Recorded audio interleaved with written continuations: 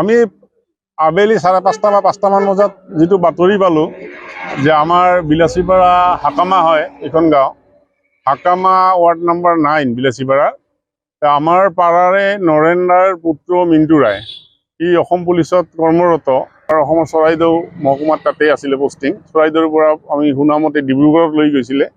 ডিব্ৰুগড়ৰ পৰা তেখেতসকলক এই বেটেলিয়ানটোক মানে পুলিচখিনিক গোটেই বিহাৰৰ যোধপুৰ জিলাত লৈ যাবলৈ ঠিক কৰিছিল।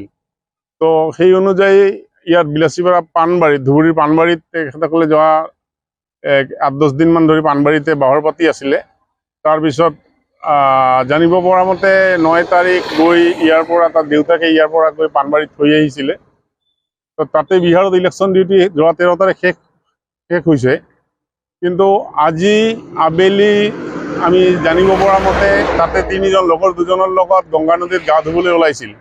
আৰু গংগা নদীত গা ধুবলৈ যাওঁতে আমাৰ এই মিণ্টু ৰায় সন্ধানহীন হৈ আছে এতিয়ালৈকে। ইয়াৰে 2জনক ইতিমধ্যে উদ্ধাৰ কৰিছে, আৰু বাকী এজন মিণ্টু ৰায়ক উদ্ধাৰ কৰিব পৰা নাই। স্থানীয় পুলিচ প্ৰশাসন বা আমাৰ সাংবাদিক বন্ধুসকলৰ পৰা জানিব পৰা মতে যে এতিয়াও NDRF SDRF বাহিনীয়ে তাতে তালাচী অভিযান চলাইছে তাক উদ্ধাৰ কৰাৰ বাবে। তো আমি এই ক্ষেত্ৰত গোটেই গাঁওবাসী ৰাইজ আজি মৰ্মান্তিক হৈ গৈছোঁ। এজন উজয়িমান ল'ৰা, যাৰ 22-23 বছৰ বয়স, খুব চোকা ল'ৰা আছিলে। সি শংকৰদেৱ শিশুৰ বিদ্যানিকেতনে শিক্ষা লাভ কৰিছিল। বিলাসীপাৰা কলেজৰ পৰা BSc পাছ কৰি অসম পুলিচত যায়। আমাৰ বাবে অতি দুৰ্ভাগ্য তথা অতি মৰ্মান্তিক ঘটনা। আজি আমি গোটেই গাঁওবাসী ৰাইজ আহি গোটেইখনত কান্দৰ ৰল উঠিছে। গোটেই গাঁৱৰ মানুহে ইয়াত লগ খাইছে, যোনে যেনেকৈ খবৰ পাইছে এই লগ হৈছে। গতিকে আমি ইয়াৰে অনুৰোধ জনাম যে এটা অনিশ্চয়তা আছে, এতিয়ালৈকে মিণ্টু ৰায়ক উদ্ধাৰ কৰিব পৰা নাই।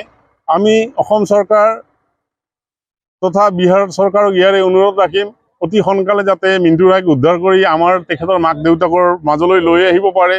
আমি আশা ৰাখিম ভগৱানে যাতে তেখেতক কুশলে মণ্ডলে জীৱিত অৱস্থাত থাকে, আৰু জীৱিত অৱস্থাত যাতে প্ৰশাসনে অতি সোনকালে উদ্ধাৰ কৰি আনি দিয়ে। অসম চৰকাৰে যাতে বিশেষ গুৰুত্ব আৰোপ কৰি এই পৰিয়ালটোৰ ফালে চাই, এটা ল'ৰা আৰু এটা ছোৱালী, এজনী ছোৱালী। গতিকে মাক বাপেকৰ অৱস্থা নোহোৱা হৈছে, আপোনালোকে গমেই পায় এই ক্ষেত্ৰত কি হ'ব পাৰে। গতিকে আকৌ অনুৰোধটো ৰাখিছোঁ, অসম চৰকাৰে যাতে অতি গুৰুত্ব প্ৰদান কৰি এইটো মানে লৈ আহে, তেখেতক যাতে জীৱিত অৱস্থাত হওক বা যেনেকুৱা অৱস্থাতে নাথাকক আনি ঘৰৰ মানুহৰ হাতত বুজাই দিয়ে, এইখিনি আমি অনুৰোধ ৰাখিম।